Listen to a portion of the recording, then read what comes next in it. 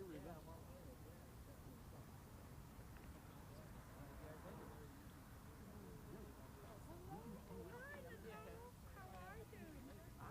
are something, Nicole. I read your bio.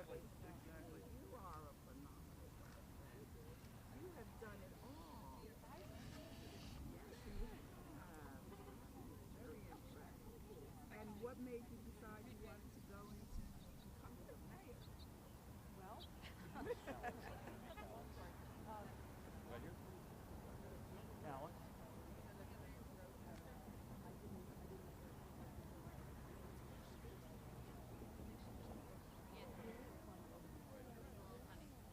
awesome. Very impressive. This is a very impressive lady. Amen. Very. Are you ready to rock? Yeah. Good. Let's go.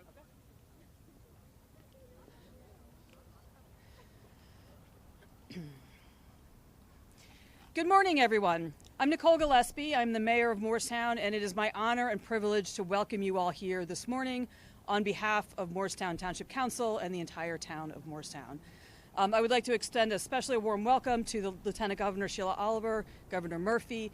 The last time I had the privilege of welcoming the governor to Morristown, it was via Zoom.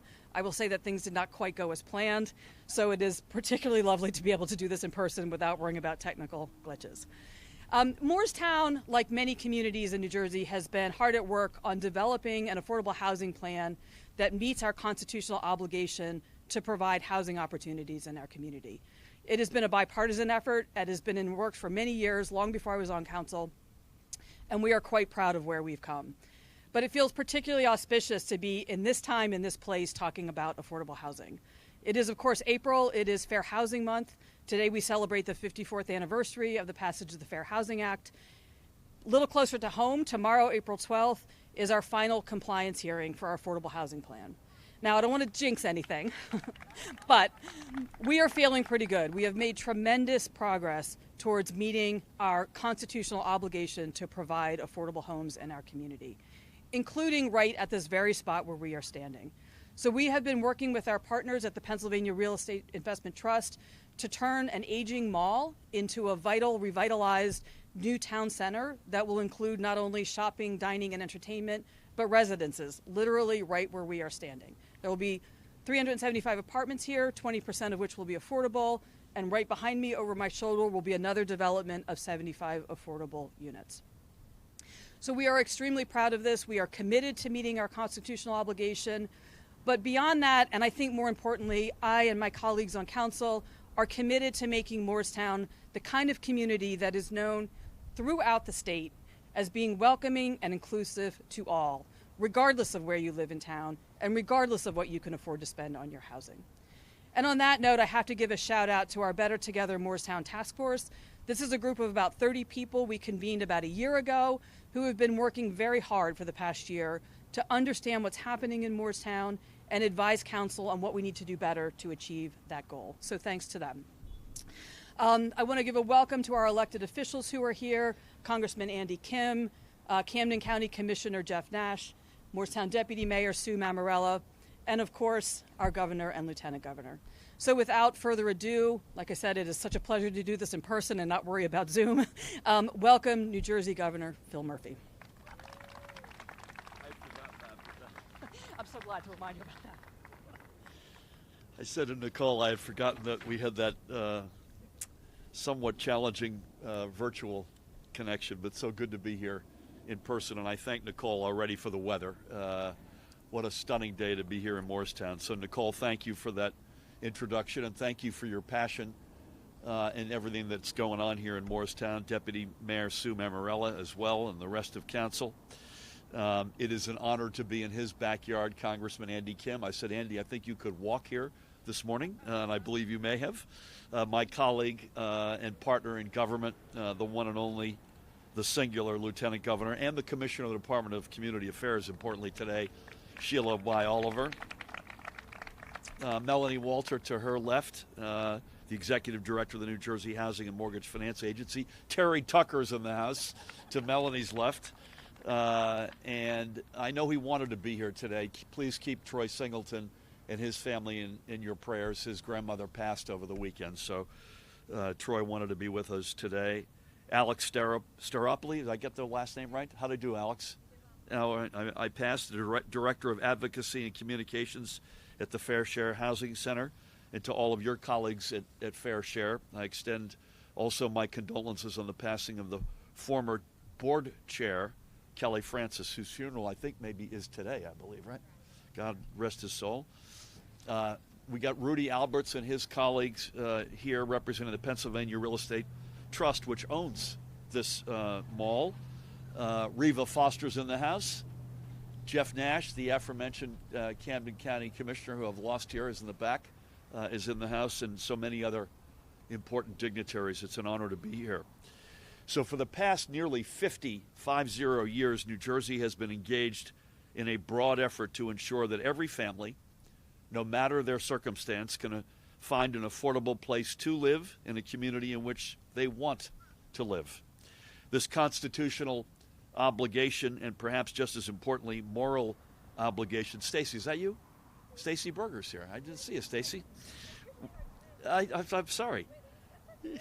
Was upheld by the New Jersey Supreme Court in 1975, and it still rings true today. But the fact is that even a half century on, this obligation to all of our state's residents has yet to be completely fulfilled. It's been a long road, but towns across the state are stepping up and doing their part to meet this obligation. And Morristown, Nicole, stands out as a great example of that. But in many communities, including right here, as Nicole mentioned, this effort hasn't been completely fulfilled because the funds needed to support the creation of new affordable housing units haven't been available to realize the goals and needs of developers, local officials, or the prospective residents, most importantly, who would benefit most from the creation of new housing. This funding gap has led to a current backlog of 43 new 100% affordable housing developments in 34 communities across 14 counties, all projects that are already approved but still yet to be built, accounting for over 3,300 new affordable units. These projects together would provide nearly 1,700 new homes for families, more than 1,100 for senior citizens, and nearly 550 for those who need greater community supports, including the developmentally or differently abled and survivors of domestic abuse, among others. These homes are waiting impatiently in the wings. I say, Sheila joins me, saying, let's build them. The budget I proposed aims to eliminate in its entirety this backlog and get every single one of these units at the least built within the next 4 years. This backlog does not represent our entire need or obligation, but clearing it is a huge and critical step in the right direction.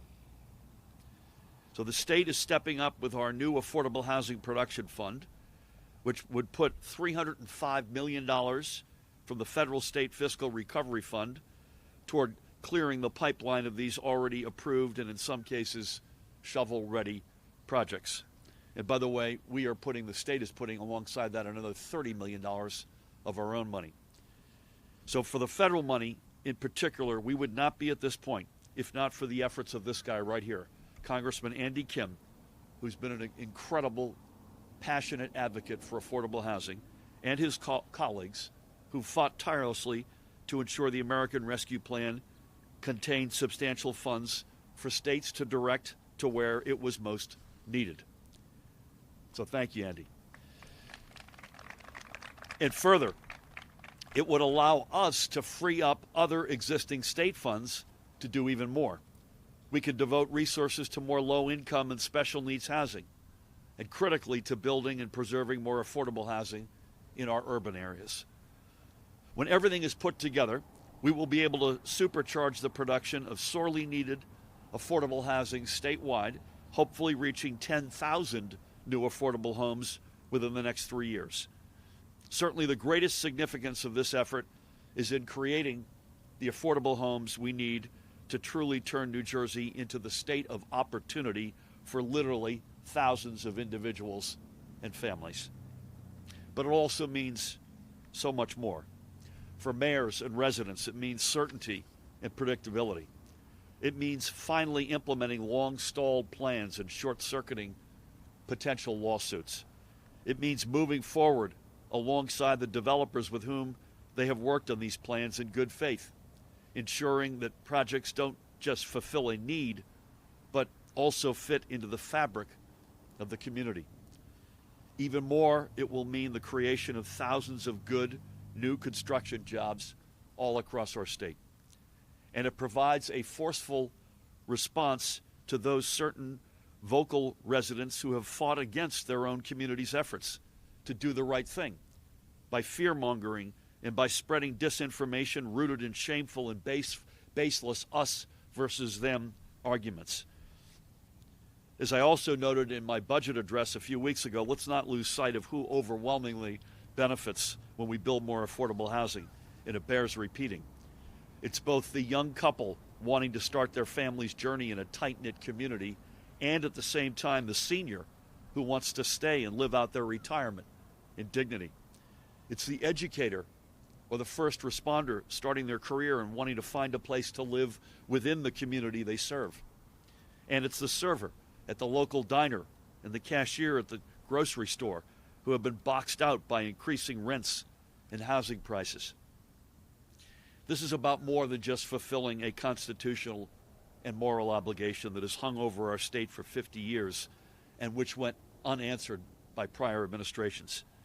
This is about fulfilling the hard work of municipal leaders, developers, and residents in showing that access to affordable housing will make a community more inviting and a community that is stronger. This is about moving forward to a more affordable future for our state and our residents. Thank you again to Morristown. Nicole, beginning with you as the mayor, for hosting us so graciously this morning. It is now my honor to introduce a champion for all of our communities, my partner in government, the Commissioner of the Department of Community Affairs, and our Lieutenant Governor, Sheila Y. Oliver. Thank you. God bless. Thank you. Good morning, everyone. One of my favorite places to be has always been in a mall. So I want to thank Mayor Gillespie and everyone who helped plan this event that we are here. But what's most important about being at this location is what it will be and become. Town centers are the trend in development in our state and all around the country. And as the mayor described what will be here because of this announcement that we're making today, I could not be more excited. Between fully funding the Affordable Housing Trust Fund for the first time in over a decade, to the unprecedented proposed investment in creating more affordable housing opportunities for New Jerseyans, the governor is constructing a model for our state that can be replicated actually in states across the country. And when I think about being in Burlington County, many of you know I spent some time in the state legislature. And Jeff Nash, I'll tell you, you're a trooper. Jeff Nash has been working in the county for so long. But often the counties of the southern part of the state think that your state government in Trenton doesn't think about you. I think that Congressman Andy Kim has made it very clear to all of his constituents that he prioritizes the needs of people throughout his 3rd legislative district. And Congressman Kim, I am very, very happy that you were a proud, ardent supporter of the American Rescue Plan, because we wouldn't be able to make this announcement today if it were not for ARP. So thank you very much. And we all know that the cost of housing throughout our state is something that all New Jersey families must contend with. And Governor Murphy has prioritized, and he has supported myself, the other professionals at DCA, the advocates, Melanie Walter over at the New Jersey Housing Mortgage Finance Agency, and Leslie Anderson over at the New Jersey Redevelopment Authority to make certain that we are able to up and boost housing production in New Jersey.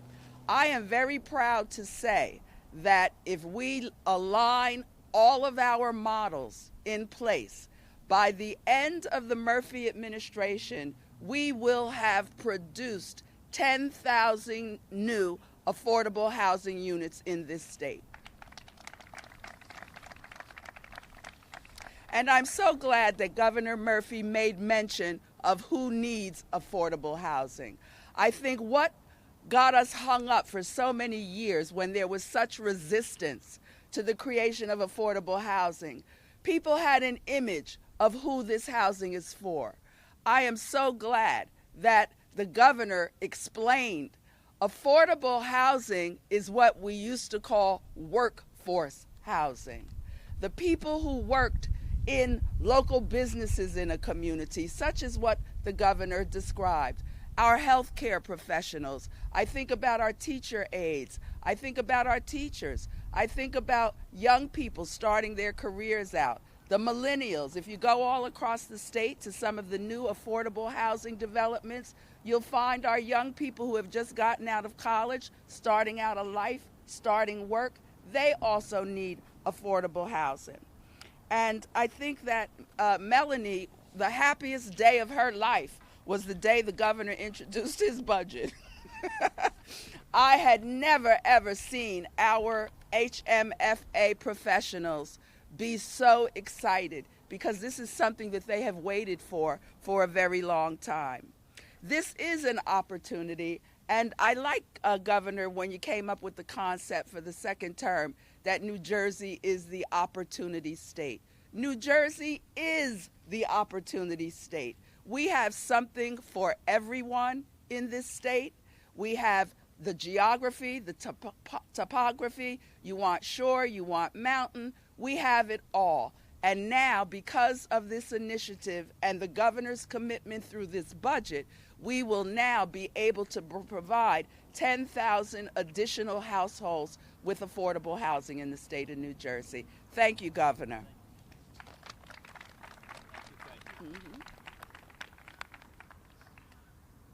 I had not realized that I had made Melanie's life, but I'm very, I got to compare notes with your mom, Lucy, who is a dear friend of mine as well. So, Sheila, thank you. You know, one of the things that I didn't address, but bears repeating, is that it's no secret that New Jersey is a high-cost state, and it's a high-cost housing state, and we do so much, Sheila and I and our colleagues, to make this state as affordable as we can. We had 14 middle class and senior tax cuts in our first term. We put a huge property tax relief program into the budget proposal. But what was already an expensive state to live in, notwithstanding all of our efforts, I don't have to tell folks here in Burlington County, because it's the case in virtually every county in the state, people are tripping over themselves to move into this state, particularly post-COVID. Probably a bit more acute in the north, coming out of New York City, than it is out of Philly in the south, but the reality is true up and down the state. I say that because the need to put a program of this sort of scale in place is needed now more than ever. And so, Sheila, thank you for your leadership on so many other fronts, including this one. Sheila mentioned him, I mentioned him. We wouldn't be here today if we didn't have the federal money to backstop the state funds that we're putting forward to solve our affordable housing challenge. Andy Kim has been at the front of the line in fighting for that federal money and for so much else. He's an extraordinary representative. I need not tell folks who are in his 3rd congressional district, including right here. But it's an incredible honor always to stand with him. Please help me welcome Congressman Andy Kim.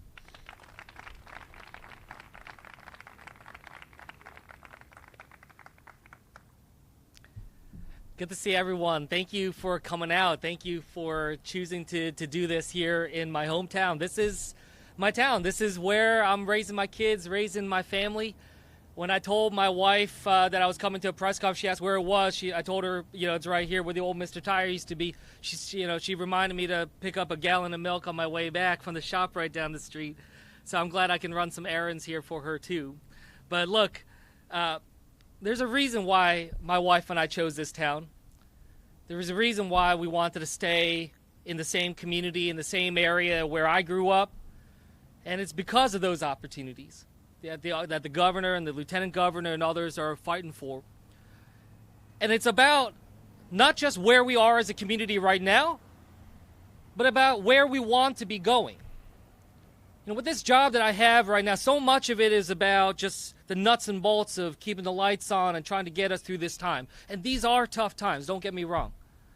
We had a couple months ago a housing fair here in Burlington County, asking folks to come if they have trouble, if they have needs. We pulled together a lot of nonprofits, a lot of NGOs and other organizations, some of them in the crowd right here, to have a one-stop shop where people can come, and if they need legal advice, if they need to have other types of advocacy or other types of support, they could come.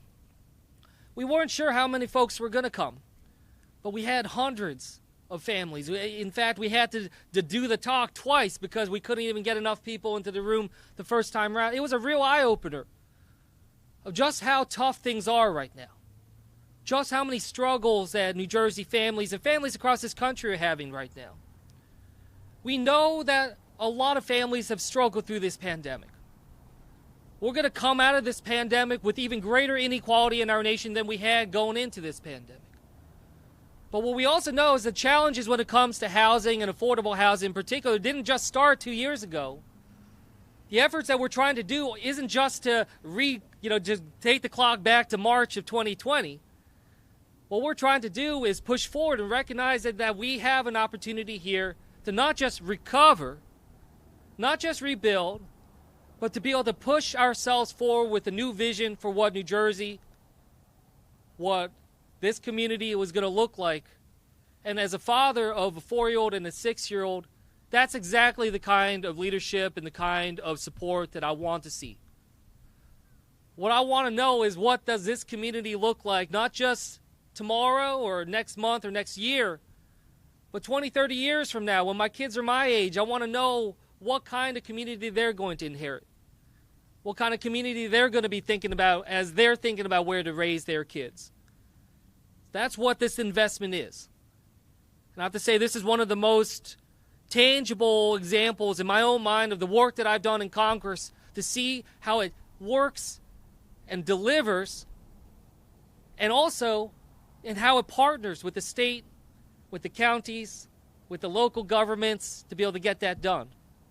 This vision that I have here in South Jersey, it's one that's shared by the mayor, shared by Jeff Nash, and other champions that have worked so hard for years to try to realize this. Now look, what we're talking about today, it's not going to solve all of our problems. This is not some panacea that means that now we're done and we can move on to the next big thing. It requires constant work and constant vigilance. But the steps that we're taking today gives us a real shot at being able to help the lives of thousands of people that reach out to my office, to the state and others, asking for help through these tough times. I'm proud to be a part of this and grateful to have great champions like the governor, lieutenant governor, mayor, and others here who've been working alongside to do this. So let's get this done, and I'm looking forward to seeing what comes next. Thanks, everyone.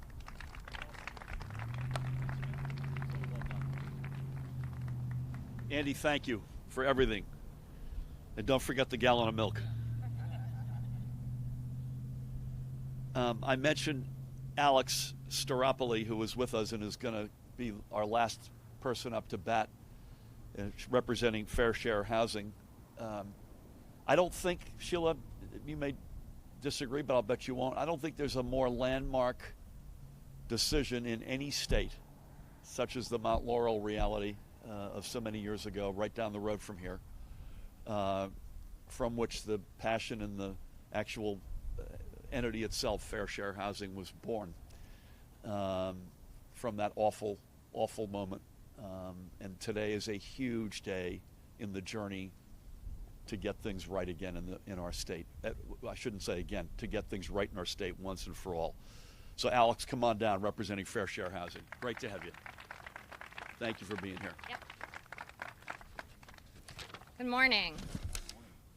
Thank you, Governor Murphy, Congressman Kim, Mayor Gillespie, for your leadership on this important issue and for the opportunity to be here today. As we've already heard this morning, all New Jerseyans deserve a safe, healthy, and affordable place to call home. Where one lives is inextricably connected to educational outcomes, economic opportunity, and health and well-being. The COVID-19 pandemic made this even more clear. Unfortunately, we still have a substantial shortage of affordable homes in our state, but this $300 million investment will help accelerate development to address that gap. Choosing to target this historic investment in already approved projects from Mount Laurel settlements is also significant, especially given our location today. Over 50 years ago, just down the street from here, residents from the historic Black community of Mount Laurel organized to protest town policies that were designed to push out and prevent low-income people and people of color from living there. The collective power of that local community ultimately resulted in the landmark civil rights case known as the Mount Laurel Doctrine. The doctrine prevents exclusionary zoning and requires all towns in New Jersey to provide their fair share of their region's affordable homes. To date, Fair Share Housing Center has settled more than 300 cases under the Mount Laurel Doctrine. We estimate that approximately 50,000 new affordable homes will be built as a result of those settlements across New Jersey. As we heard from the mayor, the redevelopment of this very mall to include affordable housing was part of our settlement with the town. Because of the Mount Laurel Doctrine, New Jersey has one of the strongest frameworks to protect affordable housing in the country. It's also fitting that we're gathered here today on the 54th anniversary of the signing of the Federal Fair Housing Act. Building housing is only the first step to ensuring access. And far too often, low-income communities and communities of color in our state still face housing discrimination. We must remain steadfast in our fight to dismantle structural barriers that get in the way of people obtaining homes. To that end, last year, thanks to the leadership of Governor Murphy and Senator Singleton, New Jersey passed the Fair Chance in Housing Act, the first statewide law of its kind in the country. It protects individuals with prior criminal legal system involvement from housing discrimination in the rental market. It's these types of policies that we must continue to advance alongside investments in affordable housing development. As we work together to build a more equitable New Jersey, creating more integrated and inclusive communities must be at the top of that list, just like the residents of Mount Laurel recognized all those years ago. Thank you again to Governor Murphy for this historic proposal. We look forward to working with the administration and the legislature to get it across the finish line and closer to our shared vision of a thriving, inclusive New Jersey. Thank you, Governor. Thank you, Alex. You know, when folks talk about Lyndon Johnson's great society, I think they hit civil rights and voting rights more often than they hit housing rights, and it's a good reminder on this extraordinarily 54-year anniversary. And by the way, Sheila, you and I were proud to stand together on Juneteenth last year, as Alex mentioned, to sign that ban the box, is what I call it, on housing, which is a huge step forward. So as they say in Hollywood, it's a wrap. On behalf of the mayor, the lieutenant governor, the congressman, Alex, myself, and everybody else here, thank you all so much for coming out today. Thank you for joining us in this huge step forward on affordable housing. And Nicole, thank you for hosting us so graciously. Thank you, everybody.